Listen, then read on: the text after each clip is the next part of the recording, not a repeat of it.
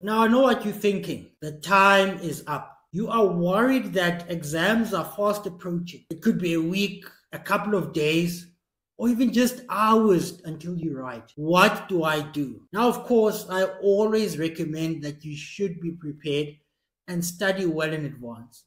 But sometimes life happens. When you're not prepared, you haven't done what you were supposed to. Is there a way to get ahead? Hi, my name is learning strategist and chartered accountant. In today's video, I'll be talking about 5 things that you should avoid in order to be more effective as you prepare for upcoming exams with limited time, even if you are not as prepared as what you're supposed to be. Hopefully at the end of this video, you'll be better equipped to utilize the little precious time you have in order to be more effective. Now, let's go straight into it. The first thing you should avoid is panicking and not having a plan. Most students tend to panic when exams are around the corner. They realize that they have not done the thing they're supposed to do, and ultimately they start panicking, nervous, and they ask the question, what will my parents say? What will my sponsors say? I will fail. I won't do well. It's the end of the world. Someone come and eat me alive right now. But is it really the end of the world? Not exactly. As with many things in life, irrespective of whether you have done the work or not, it's always important to create a plan. Plans hold you accountable, and they are able to give you a roadmap of a direction of where you need to go. So what I would do is firstly create a strategic timetable. Within your timetable, you want it to be able to match the amount of time left before you write your exams. Now, typically, as you draft what you need to study, there are 3 important characteristics or factors that you need to consider. The first of which is, with limited time, you need to study information that has a high degree of marks or high mark generating. Secondly, you need to study in the most efficient and quickest way possible. And thirdly, you honestly need to reflect and know what your strengths and weaknesses are. So when that you don't get something, you move on. So equally, only focusing on items where you know that you can get it ultimately at the end of the day with the little amount of work and time sacrifice required. That's all well and good to consider these factors, but how do I actually identify these learning modules that meet all these 3 criteria? The best way to do this is doing an internal reflection of your syllabus or asking a friend if they understand what was covered in the specific subject for that block, and do a true analysis. This analysis reflects, am I strong or am I weak within that specific topic area? Typically doing a rating system from 1 to 10. Now, from this analysis, you can quickly pick up items that are below 5 that require your attention, where you should be spending the majority of time, and those that are above 5 where you're quite comfortable. But that alone is very subjective and often won't yield the result you actually need. So it's very important that you also back that up with looking at past examination papers. Take 1 or 2 or 3 of those past examination papers and start picking up what are the trends, what are the topics that typically get examined on a regular basis and that usually have a high degree of marks or high number of marks associated with them. When you identify those subjects, flag them as potential areas that you will need to focus the majority of your energy on. But that's also important, but equally then, when you've identified those subjects in your analysis of past examination papers, also establish how difficult it will be from a time perspective to be able to study them. So look for things like, and ask the question of, is there like a YouTube video that can be able to explain this concept? Are there lecture videos? Can I consult my lecturing tutor who understands this better than me? Can I get an external tutor? These are all factors you consider in determining whether you will have the requisite time required in order to be able to study the material. But it doesn't end there. Thirdly, you then, once you've answered the affirmative or you've answered yes to both the questions of, I know, understand which subjects have high marks attached to them, and secondly, you've also established ways in which you'll be able to study the information quicker. You then have to be honestly reflecting, will I able to study this within this required time? So honestly reflect. Factors that can help you understand whether you'll be able to understand the work in limited time is firstly the degree of complexity inherent with that subject or that topic area, whether you have studied similar principles or concepts before. The more principles and connections you can start, the quicker it will take you to study, as opposed to something that's new that you haven't studied before. Once you've done that, the second thing that you then need to avoid is cramming. Now, let's face it, most of us tend to have this inherent nature of cramming every time we're faced with time pressure. We want to look at a book and you find ourselves paging hours and hours on end, trying to memorize and saying, now, is that effective? Well, it might work for the first, the second, the third iteration, but by the time you get to the 10th time you're doing this, you've already forgotten what you memorized the first time. So avoid this as much as possible. Instead, try to ask more engaging questions in order to be able to understand the material. For example, why is this formula actually important? Where can I apply this and understand that it's time to apply this? What would have happened if I changed this variable and put another variable? Would the outcome be different, the same, or what? If this principle looks the way it does, why is it that it's so different to this one that I had already studied? These are all examples of questions that you can ask in order to become more engaging. The reason why those questions are more effective is that they allow you to critically evaluate the work, to build the connections, and actually understand. They leverage of our brains work with associations. If you can associate information with something you already know and build connections with other items that you also already know, you are more likely to understand and embed that knowledge, as opposed to studying something that's abstract and that doesn't mean anything to you. Now, I know what you're thinking, but Andy, I've got limited time, right? Trust me when I say this, even if the time is limited, that extra 20, 30 minutes asking these probing questions will yield favorable results for you in the exam room when you ultimately have to write.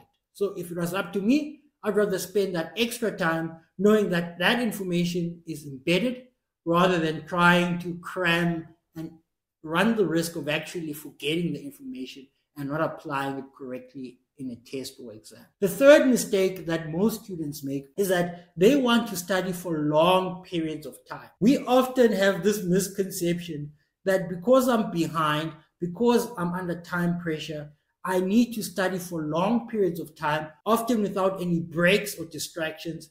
And this, in our minds, is a way to be able to show that I'm being productive, I want to do well. Sadly, the science does not back up this approach. Now, I like to look at learning as a combination of marginal benefits and marginal cost. As with most things in life, you always want to maximize the marginal benefit of doing an extra additional unit of work for that item relative to the cost associated with doing that same work. Now, what do I mean by this? Every minute that you spend studying counts. If I give you an example, in the exact same library, studying the exact same content, but after those 2 hours for each student, the outcomes of what they understand could be completely different.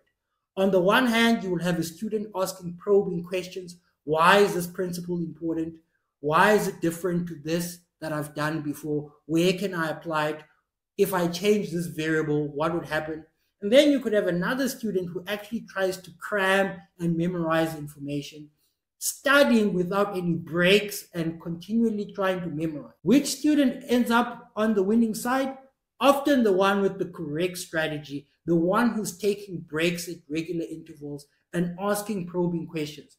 That student is more likely to get good marks when they have to write a test, as opposed to this student who spent the exact same amount of hours studying, but actually forgets that information and does poorly in the test. So try to avoid studying excessively. And what we'll usually talk about in our previous videos is the Pomodoro technique. Now, it leverages the science that our brains get tired over time. So instead of trying to study for long periods of time, put breaks in between. Study, for example, in 2-hour blocks. Within that 2-hour block, then break it down into smaller 25-minute intervals, or what we Pomodoros. Now, after every single Pomodoro, you take a 5-minute break. You can walk, drink water, stretch your legs, get some fresh air. Then you come back energized for the next session. Each Pomodoro is usually associated with a specific study goal. For example, you could say this 25 minutes, I want to master this component of PPE. Then I want to master disposals in the next one. If you put tangible goals for each Pomodoro, you're likely going to be focused, you're going to be more energized, and you're going to put in more effective work, as opposed to someone who just reads a book without any direction or any sort of structure. So think about that.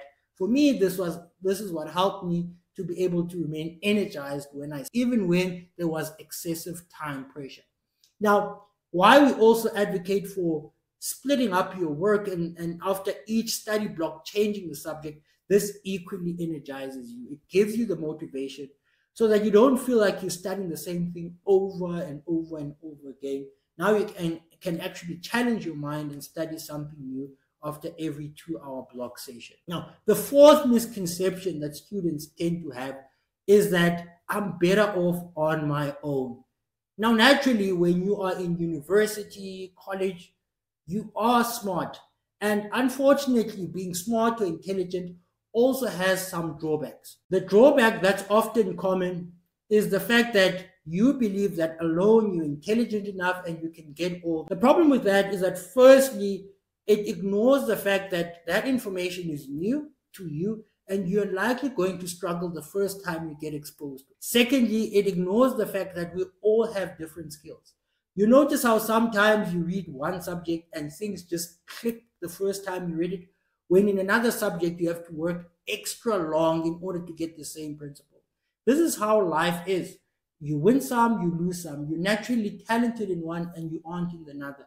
So by isolating yourself, you're putting yourself under excessive burden to be able to understand everything on your own and putting this pressure. Rather spend the time actually going on campus. When you're on campus, you can get the answer quickly. The tutors are close to you, especially when you've got limited time. You want to get the answer quickly and get the principles quickly. And that's a great way to be able to study more efficiently and utilize your time more effectively. Another most important element that you can do is study with your friends or colleagues. Now, often studying can be tedious and you can lose the motivation to do it.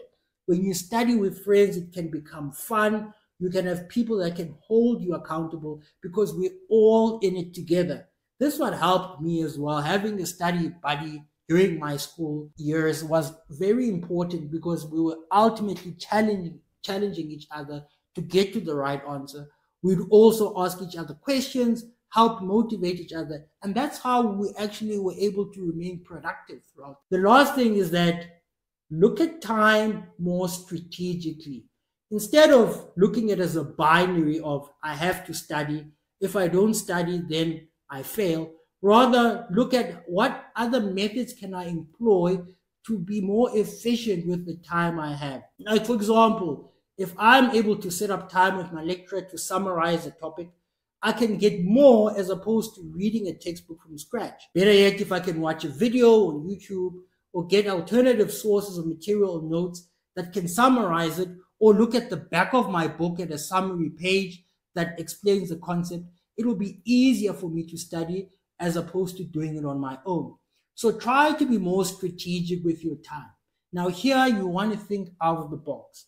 Use all your resources from your lecturers who can summarize topics, your tutors, even external tutors that you can remunerate, or people who have passed to summarize topics. The more you can get information quicker, the better it is to unlock more time so that you can do more questions and challenge yourself. And that's equally important. In as much as you can save time and get people to help you, the most important thing is you must always demonstrate that you can do the work on your own. Many students fail at this.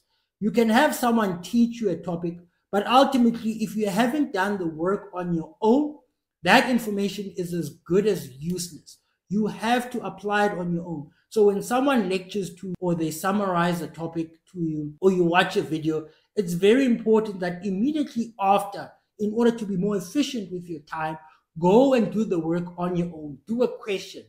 Practice that, answering that question. And that's a more efficient way to actively recall, which is scientifically proven to be more efficient and to be able to embed knowledge for longer periods of time so that you can study and get good marks. Now, as you can see with this entire 5-step process, these are tips that can equally be used when you are not studying under pressure. So the bottom line is, whether you're under pressure with days or not, the techniques and strategies stay exactly the same. Rather, be more efficient with your time, and hopefully you can be more effective and study so that you can ultimately do well in your tests and exams. Leave a comment, remember to share, give it a thumbs up. Until we meet again, remember, I believe in you.